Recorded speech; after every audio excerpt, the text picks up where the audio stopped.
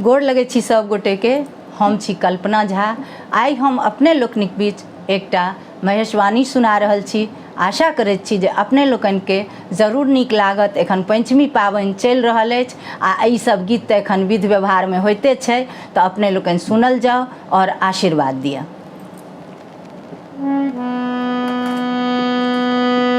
तीन नयन सुतला महादेव, तीन नयन सुतला महादेव,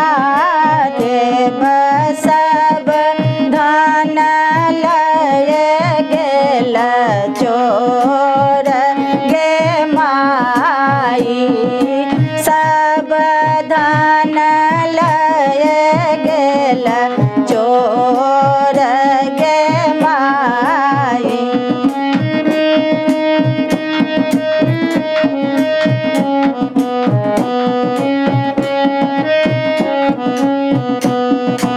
आई है माई पर है पड़ोसिन, आई है माई पर है पड़ोसिन, शिव जी के दियनु जगाई गे माई, शिव जी के दियनु जगाई गे माई।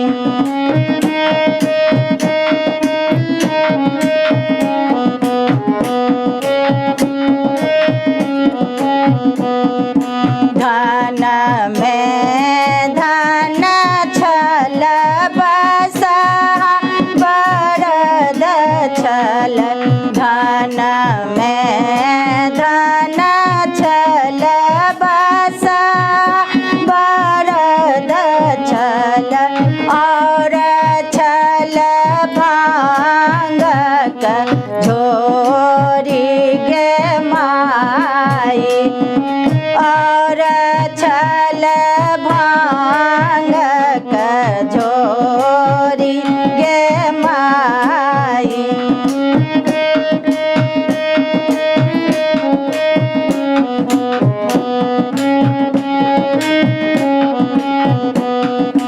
खोजीता हूँ आहे बसहा बरदिया, खोजी जो ही आनब बसहा बरदिया, कहाँ सलायब भांग झोरी गे माई, कहाँ से आनब भांग झोरी गे माई।